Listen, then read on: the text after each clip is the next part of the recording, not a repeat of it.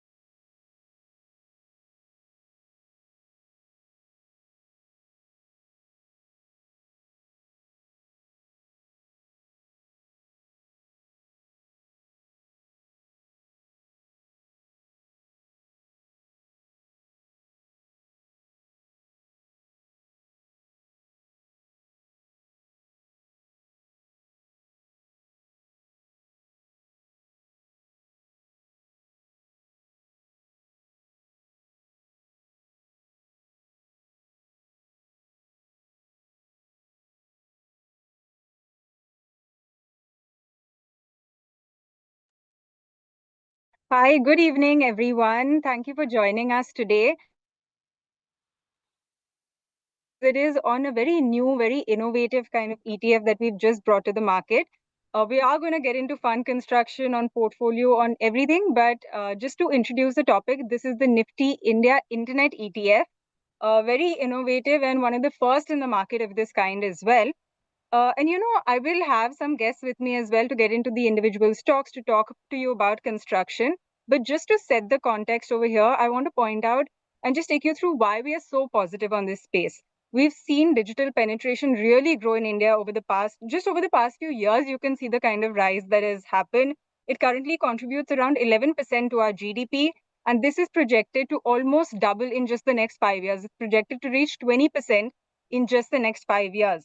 So that's a big growth. If you look at the penetration, it has jumped from around 41%. This is what we had in FY19, and it's already at 60%. So there's undeniable growth that we've seen in this space. But to discuss this and all of the different ideas that we had when we decided to launch this fund, let me introduce both of the other people on this panel as well right now.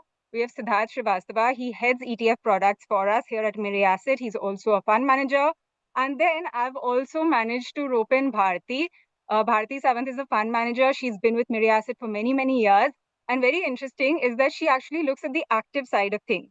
But these are all, many of these stocks are stocks which we hold in our active portfolio as well. And Bharti is the analyst who's responsible for solely tracking these companies. So I think it'll be very interesting to get her perspective as well because she's looked at them over the years.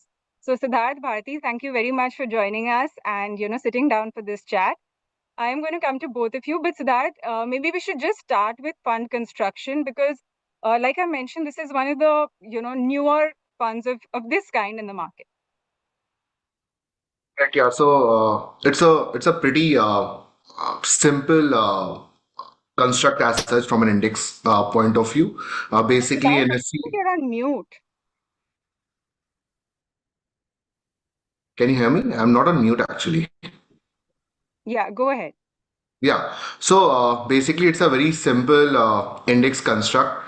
NSE is going to look at first top 750 universe, which they also call as total market cap index.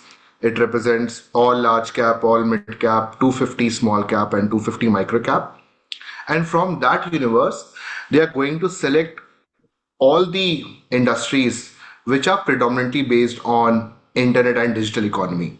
These industries are e-commerce, fintech, web-based services, digital entertainment, tours and travel, stockbroking and allied, electronic media, etc.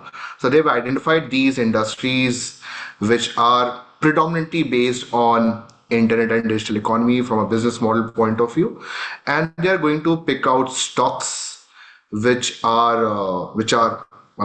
from this from these industries. So there are 21 stocks right now in the portfolio.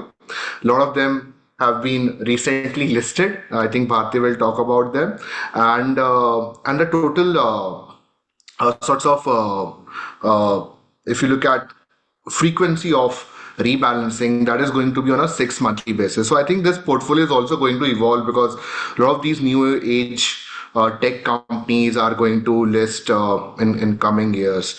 Also, lastly, the stock cap is around 20%. So no stock is going to have more than 20% weight. So it's a pretty simple product, but the intent is to capture a theme which, like you mentioned, is going to sort of make its own mark in the coming decade.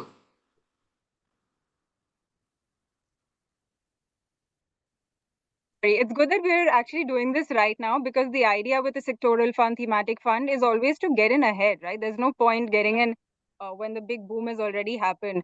But Siddharth, you mentioned a 20% cap in terms of the highest weight. I am getting a lot of questions on this because I know not too many funds will get this kind of position, and it is market cap linked.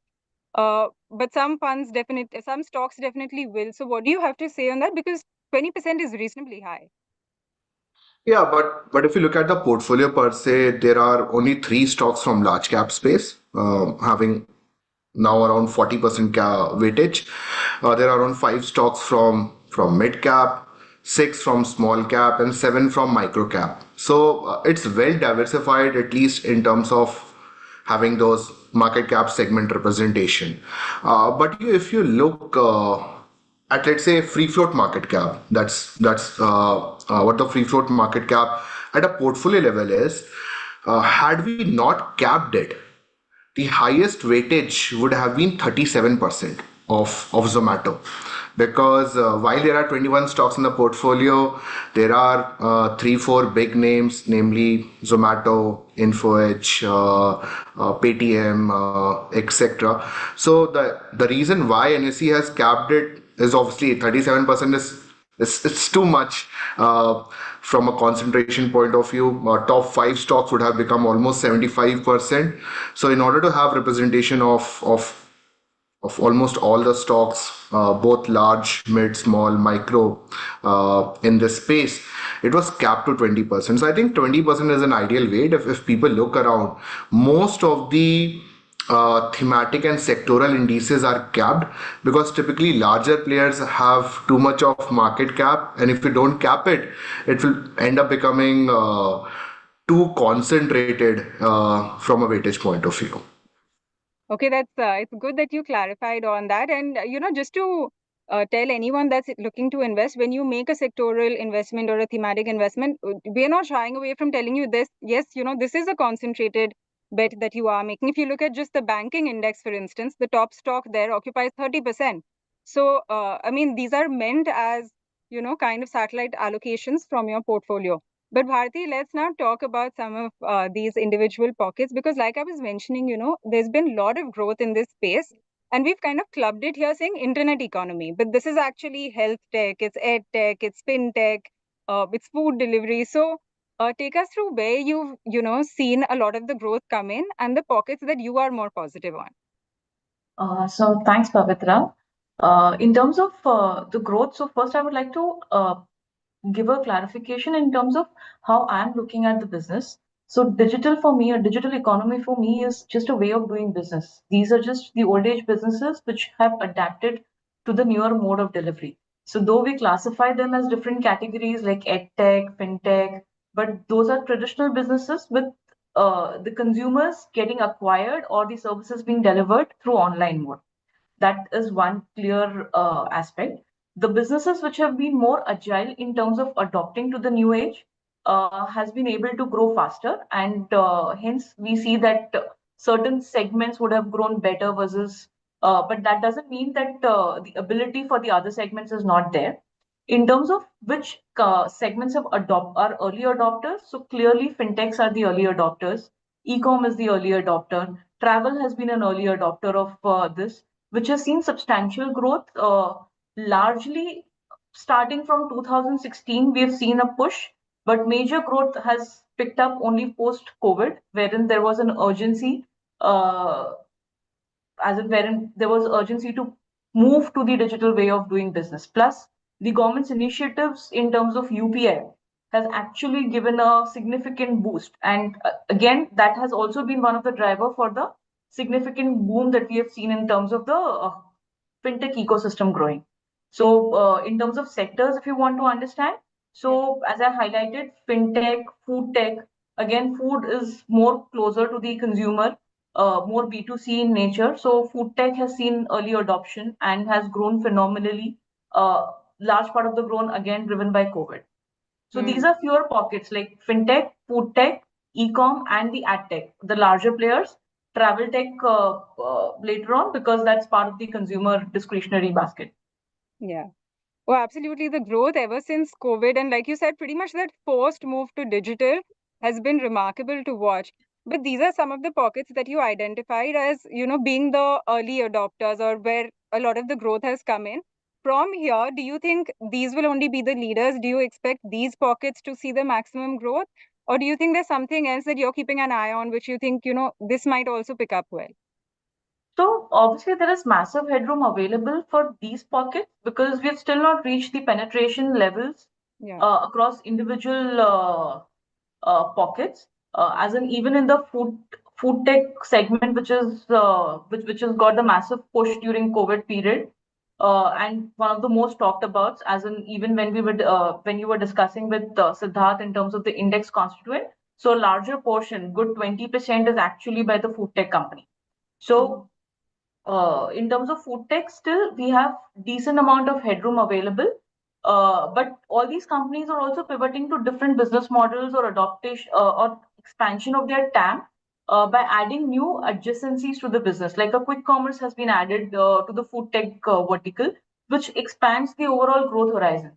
So, and as I said, that we have yet not reached the penetration level that is required, and hence there is massive amount of growth available within the existing categories and new category creation. When I say new category creation, so quick commerce is a recent entrant, probably 2+ years, with massive growth coming in only over last 1.5 years. The new vertical, which I would be more excited. So far, we don't have any major names, but that can turn out to be major. Is the B2B economy because the initial part of the growth was driven by B2C, but the next leg of growth for the digital economy should be driven by B2B, both led by the government initiatives in terms of the digital public infrastructure that they are creating, like ONDC, the likes of UPI, which is writing in financial inclusion, plus inclusion of all these SME players into the digital ecosystem. So these are the so existing categories will continue to deliver substantial or superior growth of 20% plus CAGR. Plus the newer categories, which I'll be excited, would be more B2B nature. Okay, got it. So even in these pockets which you mentioned have, seen a lot of growth ever since COVID, maybe things are still just getting started, right? Like you pointed out, we're just a couple of years into this big growth. So they could continue to rise as we see this digital adoption play out. But Siddharth, coming back to you now, if someone is to compare, any investor always likes to compare these funds, right? They want to see track record, they want to see how have returns been, so they can get a sense of what to expect. What kind of products would you compare it to in the market? Because I don't think there is a direct competition. Yeah, that's a very good question because when it comes to thematic investing, it is essential to look at how different funds are approaching theme, right? Because there can be multiple ways how you can approach a particular theme. We are basically looking at only pure play digital and internet based players, right? And that's why we have 21 stocks. And when you look at the names, you'll see that their business model are completely or predominantly based on their online play. But there are other products in the market who sorts of have gone about it differently. What is right and what is not, that is again up to the investor. But the fact is that investors should know about it. For example, there is a Nifty digital index where 50% representation is on software and consultancy, So you have names like TCS, HCL, Wipro, etc. The big giants forming almost 50% of weightage, and the remaining 50% is basically on the new age players. If you look at BSC Internet Economy product, there you have reasonable representation of telecom as well as sorts of depository and clearing corporations and exchanges also. So these intermediaries in BFSI space, and in total they capture around 40% of weight, right? So I think ours is more pure play, whereas other products which are there in the market have gone about sorts of integrating more segments in their product. So I think that's a very simple I think difference between the products which are there in the market. There are obviously tech funds which are there also, but then again they will have reasonable exposure towards your software and consultancy, etc. So ours is a more pure play exposure towards internet and digital economy. Hmm. Okay, I'm sure that's very helpful to any investor trying to understand. I don't think there is a direct comparison like you were pointing out, but it gives you some sense of how you can look at a fund of this kind and what you should expect as well. Bharti, coming back to you now, take us through what you can expect from this space overall, just in terms of the kind of potential of size. Right now these are very early days for this entire pack, and we're launching this fund now so that we can get in early. There's, like I mentioned, no point doing it right at the peak.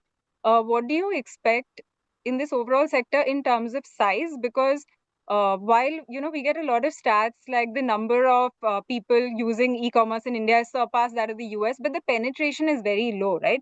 In terms of the kind of order values and stuff. So what do you think we can expect in, say, the next 5-7 years? I think when you answer that, it will also help investors understand the duration they should look at when they're investing in this kind of product. So when you look at the overall India penetration as compared to global spends or global digital spends or global digital penetration, we are still sub 3%. So that itself shows there is a huge headroom. We are anticipating that the internet economy should go, or the digital economy should grow at a CAGR of 24%, which is a massive compounding. And within that, there will be each category will see disruption, new companies coming in, new ideas getting generated. Like I gave an example of quick commerce in my earlier conversation, where in quick commerce, there was no need for a quick commerce, but it was more led by convenience, which created a whole lot of market. So to say what will be the kind of growth potential, we are at a very nascent stage. We are at a cusp of an inflection, because I believe all of the current spenders are largely part of the millennials. The next generation, which is the Generation Z and the Generation Alpha, are more digitally more affluent. Their entire spends, as in they haven't seen the traditional economy, they are attuned to the digital economy. If that is the case, they won't mind spending for convenience, and they would not know the actual prices of the products. So it's more about convenience versus the need. And with that thought in mind, I think we are just at the start of it, and it's very difficult to project what kind of growth we can see. I believe that even a $1 trillion economy that we are talking about, we may be able to surpass that in next 5 years. Hmm. Okay, that's it sounds like they're really exciting days ahead for this kind of pack. And I don't know about you guys, but as someone who's seen the traditional way of doing things, I still feel like I've gotten so used to this quick commerce that you spoke about. It's unimaginable to me to not order, groceries online or to actually go and get it. It's just I can't tell you in how long I must not have done that. So this adoption is truly underway. I can imagine, the level to which it would happen for the next generations. But In fact, Bharti, I want to. I would like to also give one more example. Say, gaming, though gaming is not that big in India, Yeah, we don't have a lot of publishers available. The game market is not that huge. Plus, we have a lot of regulatory yeah. concerns or regulatory overhang, which restricts the overall growth in the system. But when we look at the Gen Zs and the Gen Alphas, the new generation that we have, they wouldn't mind spending for a game, which Yeah. hitherto we consider it to be a taboo, spending for a game or getting addicted to it. But there are a lot of opportunities that people look being a gamer, becoming a whole-time gamer. Not that I'm promoting that, but I'm saying that the digital economy is moving in that direction, that it's very hard to comprehend what kind of growth or what kind of adoption can happen once there is a shift in the consumer base. Yeah. I mean, it's very interesting to see, and like you pointed out, it's only increasing. We've been able to see it literally every single day in front of our eyes. But Bharati, I want to spend a little bit more time on this whole e-com space as well as on fintech, because you didn't mention fintech was, perhaps one of the earliest adopters of this. I think a big boom came there as well because a lot of people were trading, were getting into the market when, in the post-COVID space as well. But if you look at overall the kind of population in India that invests, it's still very small. So even though it's kind of adopted, it's still early days there as well. So just on these two spaces, on e-com, fintech, what do you think? So again, e-com early adopter have seen good growth specifically during the COVID period, but Mm. the method or the strategy of attracting the customers have changed, and that is driving the absolute profitability growth in the ecosystem. And I believe that will also be the driver of the GMV or the overall transactions in the system. The early strategy was more discount led, but it was restricted in terms of geographical presence. But because incrementally all these companies have entered into tier two towns, that has helped them to reduce their overall logistics cost as well as bring down the overall cost of doing business. So, to just give you a data point, new user acquisition is so roughly 60% plus of new user is getting acquired from the non-metro areas, and the key reason for this is largely wider assortment, more reliability, and convenience. So, Yeah. convenience is standing out. In terms of the innovation by the government, what the government is trying to do to boost the digital e commerce business is by setting up, say, ONDC. ONDC is a platform wherein they are able or they are trying to get the B2B players or the SME supplier base and then directly supplying it to the consumers, thereby reducing the overall cost of doing business by roughly 20-25%. Yeah. So e-commerce is also at that stage. So when I say e-commerce, there would be multiple players that can come into the e-commerce ecosystem again. Earlier, it was more of a horizontal play. Incrementally, to improve the service, verticalization became the key. So vertical players started doing better, but that doesn't mean that the horizontal growth has stopped. So it's all about the value that you're offering and the kind of convenience and uh, quality or reliability that you're getting. Hmm. And what would you think on this, on the fintech space? Because there are, of course, some listed players there as well. So within ecom, we don't have many players. We have very No, I'm talking restricted about the players. fintech Yeah. space. And in the fintech space, again, just to give you some context, the fintech adoption also happened largely from a. So there are two aspects of fintech. One is the payments and one is distribution. The payments aspect is largely acting as a funnel for the distribution business, because payments kind of is relatively free, as in it acts as a funnel in terms of offering free UPI services to the consumer, which then to that consumer base you start cross selling. So since the time of UPI has been as in enabled by the government, we now have roughly 13 billion plus monthly transactions happening, and we're also expanding it globally. So India is also expanding the UPI to roughly say UAE, Singapore, and Sri Lanka. That itself shows the strength of the UPI developed by India. Yeah. However, in terms of for the fintech growth, the only restraint right now is that the MDR costs are low, as in there are no MDR costs, which restricts the profitability matrix for the companies. and hence they are opting for more cross-selling of products, embedding the credit and insurance and other products in order to benefit or in order to profit. So fintech is a space which will evolve because there are a lot of regulatory overhangs. It is a space to be in, but we need to keep a close eye on the regulatory overhangs of how the monetization moves ahead. Okay. I'm glad you could break that down for us, because sometimes we just, and in this ETF, we're looking at it as just, internet companies or platform companies, but they need to be studied very differently as well. Siddharth, I'm sure you've got this question 1,000 times now. Why are we looking at this ETF right now? Talk to us about the timing. And considering this is, sectoral thematic fund where we hope an investor can get in ahead of time, what is the risk reward as you see it right now? And what is the kind of horizon that you think an investor should mentally be prepared to when they get into this investment? Yeah, so Mirae Asset globally is sort of pioneer in doing thematic products. And one thing which we have realized is that the best thing to invest in a theme is right when it's in initial growth phase.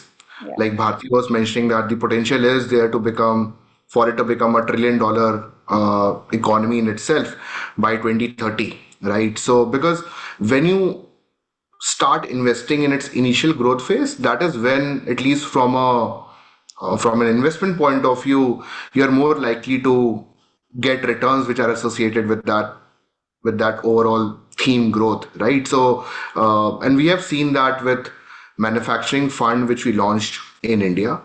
We have seen that with AI based fund which we launched in India, and globally also we have seen that with lithium and battery tech, etc. That being early, while it's sorts of initially volatile because it takes a bit of time for sorts of these companies to grow bigger, for the business model to stabilize, for the revenue stream, etc., to stabilize, for PAT to become meaningful, etc. But from an investment point of view, it's the right time. And from a risk point of view, obviously, this is a very niche theme. I expect it to be volatile in nature, right? But then I expect hopefully that there will be reasonable rewards also if you stay invested till theme has seen the maximum amount of growth. What Bharti mentioned, one thing was very interesting, that there are a lot of regulatory overhangs, right? And there are certain players which have been impacted by it. So I think one way to look at this ETF is also that instead of picking out one, two, three winners, right? That who is going to win or going to sort of dominate fintech or broking or e-commerce, etc. Why not take that exposure through this ETF, right? It just sorts of take away that stock specific risk. If you believe in this economy, then I think instead of betting on two or three stocks, investing in this ETF will be more, I think, meaningful. And also from a horizon point of view, like Bharti mentioned, that probably next 5 to 7 years is an horizon where I see most growth taking place. So for me, the holding period will be around 5 to 7 years. I mean, anyway, for equity, you don't advise anything less than 3 years. But for a product like this, for it to really play out, like you said, I think it's good to give it a little bit longer and, be able to ride that wave. Can I just request everyone that's tuned in, please, instead of raising your hands, if you could just put in the comments in the box, that would be helpful. I don't want to interrupt this chat right now, but I will get to all of the questions right after this. So if we can please do that, that would be very helpful. Bharti, coming to you again, just take us through, like Siddharth is saying, we can buy the entire pack over here, but you have to sit and analyze all of these companies individually. I know we are exposed to some of these names as well, whether it's some that we spoke about, whether it's, something like a Nykaa. How do you study these companies? Because you as an analyst have studied these, but you also study a lot of the, if I can call them old economy kind of stocks, right? How does it differ? Because people are very stuck on this profitability part, which, we've spoken about this before. It will take some time to play out. So as an analyst, how does the study really differ? So if I have to draw some parallels, old economy is easier to study relatively because you have existing companies which have trading history, which have fundamental history to evaluate. There are certain deals would have happened both in the secondary market and the primary market, which sets the benchmark. Yeah. So and you have historical evidence. So that's why it becomes relatively easier to study the or to value the companies based on those benchmarks. When it comes to new companies, because the growth runway is so huge, valuing these companies becomes relatively trickier. What we as an investor look into it is there are a couple of factors. I will say the most important factor on the at the last. But from a business standpoint, what we look at is the total addressable market, which is the market size and what is the expansion potential of that business. What is the capital efficiency, as in what is the kind of burn rate that the company is having? What kind of investments do you need to make? The regulatory fit in terms of what is it more regulatory driven? Could there be some regulatory risk in future that can come? How the businesses are aligned with the overall government's outlook on the digital ecosystem, the unit economics of the business, which is the part to profitability, because most of these businesses would be loss making at the current juncture, but aiming to become profitable maybe say over next 12 to 18 months, and the network effects, which is the flywheel strength and defensibility of the business. But the most important parameter that we look is the founder's grit, which is what is the vision of the founder, is what is his ability to pivot in case the business does not turn out to be the way they wanted it to be because of certain risk or certain uncontrollable factors, and his long-term commitment into the business. So in internet business, what I've understood is the founder is the moat. Everything else, that is product, business model, everything will pivot over time, but founder is the moat. So the first and foremost call is what is your view on the founder, his understanding of the business, his passion on the business, and then all the other important parts that I discussed just now. That is the TAM, capital efficiency, regulatory framework, etc. Bharti, I'm so glad you pointed that out. And in all these years of conversations, I've not seen anyone talk about this part when evaluating companies. But it almost sounds like when you evaluate venture capital deals, right? Because these are essentially much younger companies. They are very early on in their journey. So a lot is dependent on that one founder, on how he's able to really maneuver the company as well. So it's so interesting that you pointed that out. But also, like you mentioned, so hard to study, and you have to look at it in a completely different way. But I'm sure you'll agree with me, a lot of these companies, they listed around the same time, right? And that was in the post-COVID era, where we all know what happened to valuations in the market overall. A lot of them have corrected significantly from those levels. As things stand right now, are you feeling comfortable with the valuations? You can break it up also if you want to look separately at, food delivery, at fintech, however. But do you like? I know you mentioned that it's very difficult to evaluate these companies and they are still looking expensive. But how should an investor look at it? So again, see, I won't discuss on individual sector valuations. Uh, the way we look at it is so valuations are quite relative.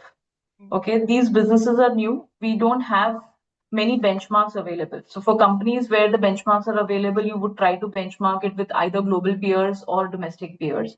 But again, when you do global benchmarking, global players are relatively more mature, are present in a relatively more matured market compared to the Indian market, because in India, the digital penetration is yet to happen. So the premium that the Indian players get vis-a-vis the global players is because of the growth runway that is available in the Indian domain and the kind of profitability that they can make over time. So that is one aspect of it, and hence that is the reason that I say that valuations are more relative in nature. To which business you are catering, what is the customer profile, what is the business profitability that can generate over time. Most of these businesses, as we discussed, are more platform led. So the flywheel effect takes into picture. So once you are at an inflection point and you start generating profits, we see that the profit expansion is far higher compared to the growth that you're seeing on the top line.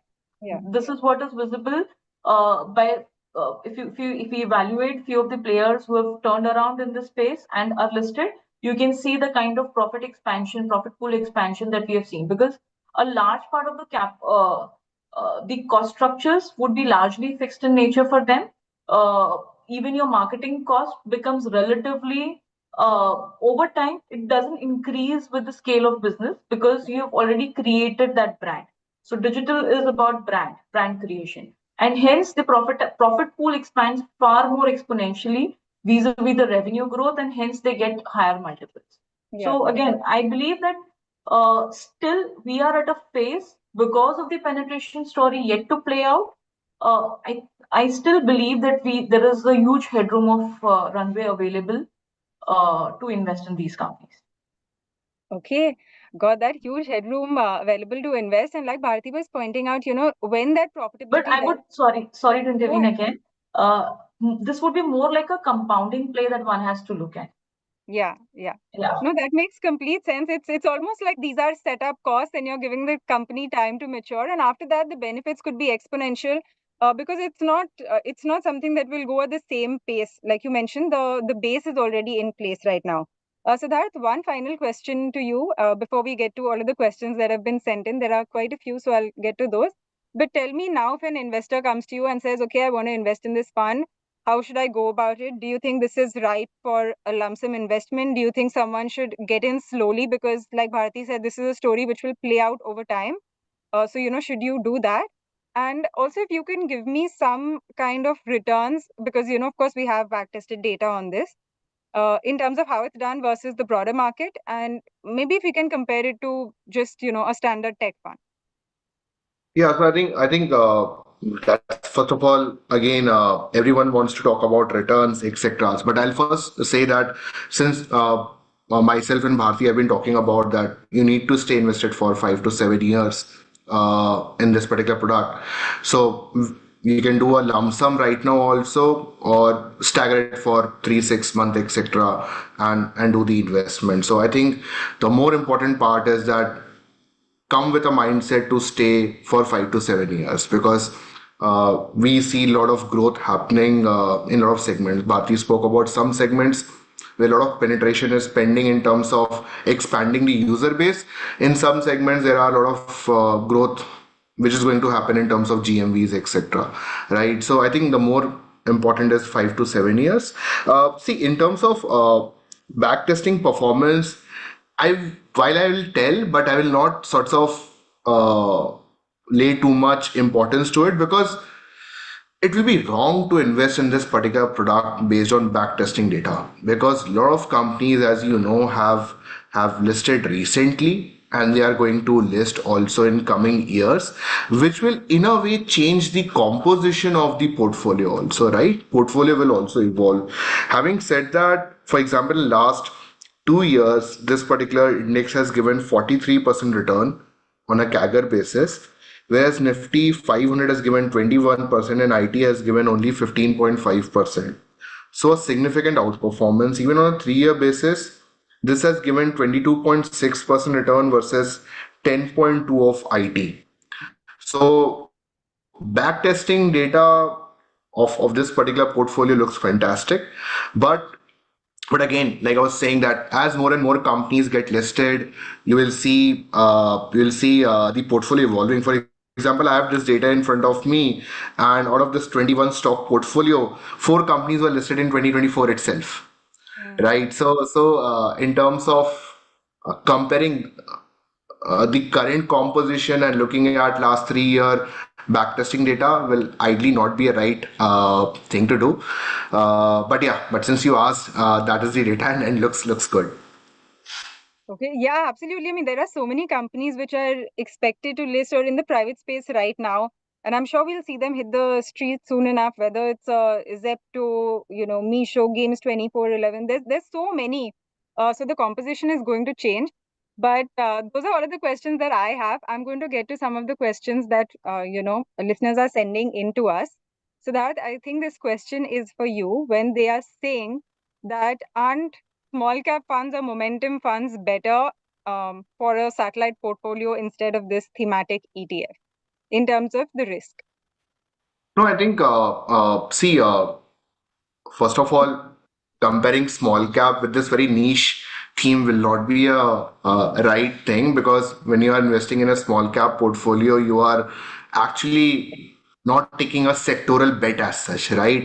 It's fairly diversified from a sectoral exposure point of view, and I think small cap, mid cap, both are now essential component of any investor's portfolio. Where will this theme fit in is more like a satellite play in any investor's portfolio. Like I mentioned, 3 4 years back, we are talking about manufacturing doing looking very promising. It did well also because of entire government impetus on PLI, Make in India, etc. Same sorts of approach one should look at when they are talking about or looking to invest in this particular ETF. Not look at small cap or mid cap, because the portfolio exposure, potential, risk, reward, everything is different.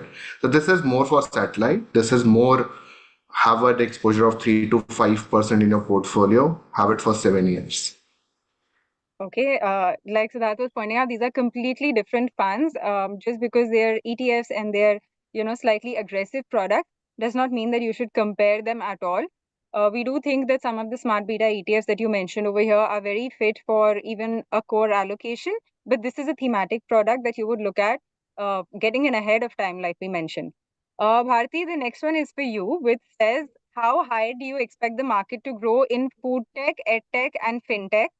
I know you've already answered part of this, but let me ask you like this. Do you have a favorite amongst these? And also, I'm going to add gaming to this. I know it's a very small part, especially, in the listed space.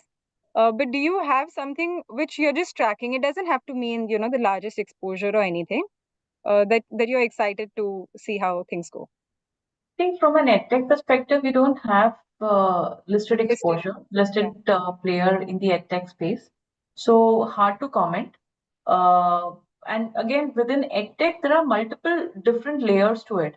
As in, there would be somebody who's delivering direct content to the consumer, and there would be companies who would be enabling admissions into, say, global universities, or just they are enablers to uh, the education part. So the growth profile of all these businesses would quite differ, and since we don't have any background available, would be difficult to comment. My sense, still, if I have to comment, at this point of time, I would believe edtech market could potentially grow in the 14 to 16% range. But again, I don't have any data to support this argument. As far as food tech is concerned, food tech, we have seen some bit of a slowdown recently because of the inflation trends plus overall consumption weakness. But that is, I believe, is more temporary. And because I said that there is, because of the penetration-led growth, I still believe that this segment could deliver 18 to 20% growth. But when we compare food tech with quick commerce, because quick commerce also forms part of the food tech, that will enhance its growth to 25 to 30%, because quick commerce is on a rapid expansion spree right now. So that will enhance the overall food tech as an ecosystem, the growth of the food tech system. Moving to fintech, again, keeping aside the regulatory overhangs, if those get sorted out in terms of, say, zero, the current MDR is zero, that is the merchant discount rate is zero. If that comes into play, then probably the ball game changes. Otherwise, I believe that this segment also could grow in the same range as the overall digital economy of that 18-20%. The last was gaming. So gaming, the gaming potential, the growth potential in the gaming space could be far higher at this point of time. 25 could be in excess of 25% plus. But it depends on what kind of games or players or companies do we have in this space. If you're talking about real money gaming, then probably, because again of the regulatory overhang, that there is a risk. But I'm not referring to the real money gaming, but the other strategy games has a huge potential, but we do not have any direct play in the Indian listed domain. Okay, and I mean, of course, like as you know, the years go by, this could of course change as more and more people start asking for this, and the demand also does grow. Siddharth, we are continuing to get a lot of questions on this. Do you want to take this once again? Top three stocks make up 50% of the exposure. Isn't that very high? That is the question. Do you want to take this? I think, if you go ahead and look at any sectoral product in India, I think you also mentioned when you look at IT or bank, top stock is around 30%, right? Even if you look at infrastructure, other themes also, you'll see stock weightages bit on the higher side. So I think that's sorts of case with a lot of sectoral products and a lot of thematic products in India. I think as sorts of more companies get listed, the concentration of top five stocks will also reduce. But I think again, the fact of the matter is that the top stock was around 37%. We brought it down to 20%.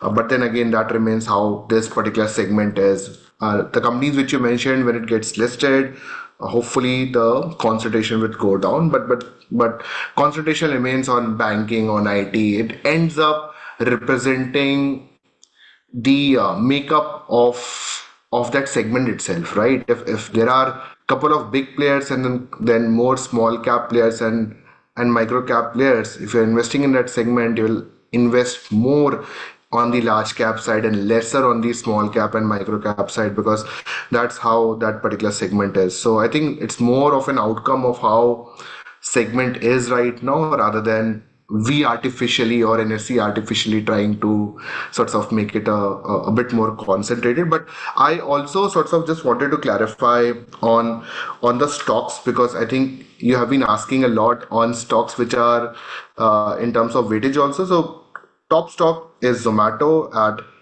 20. The second largest stock is Policy Bazaar around 16. The third one is Info Edge around 15, 16. So those are the top three. Then if I talk about the other ones which are in the range of 5 to 10%, those will be Nykaa, Paytm, and IRCTC.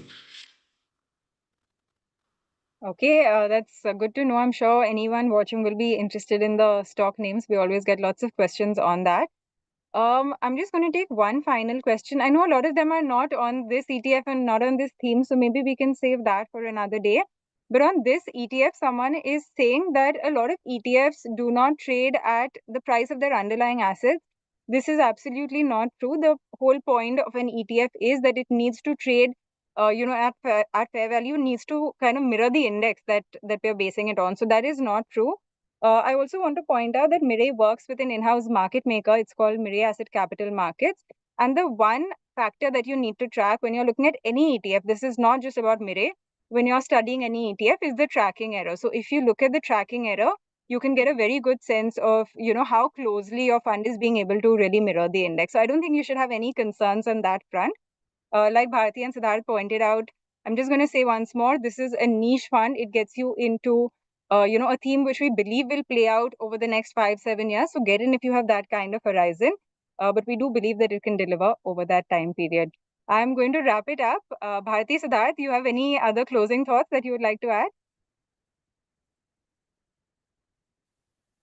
I think nothing from my side. I just like to say that investors should take an informed call, have a look at the portfolio, have a look at the method, be aware about the fact that unlike most of the themes in India, this is going to evolve at least from a portfolio makeup point of view, and invest if you have the risk appetite, and invest from a 5 to 7 year point of view.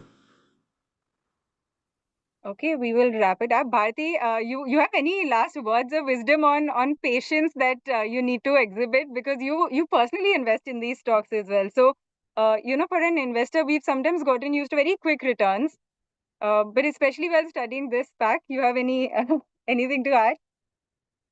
Not really. So, see, I guess anybody who's investing in the market need to be patient, because the thoughts that you put into it before investing need not play out immediately, but will definitely play out over a 3 to 5 year horizon. Yeah. So, investors need to be patient whenever they're investing into any themes or even any particular stock. Yeah. As long as there is a belief that the longer term growth potential is not dampened because of any external or internal risk. The internal risk could be in terms of management not executing well, competition. External risk, sorry, competition would be external risk, and also in terms of regulatory, something which comes up out of a blue, is something beyond your control. So that one needs to be cognizant of, but otherwise, patience is the only key. Okay, And on that, yeah. identification of businesses which are more agile and easily adapting to change. Yeah. No, I'm so glad we got you on Bharati as well, because it, it really helps to have a fund manager's approach and their view on these names as well. Like Siddharth was pointing out, we think this is very well timed, because you want to get in ahead of time and you want to actually be invested when that big boom does come through. And these are early days, but that is exactly why we think this poses such a good opportunity. So thank you both for joining us. To everyone that's tuned in, I hope this helps you, and I hope this kind of answers a lot of the questions that you had on the CTF. Thanks, guys.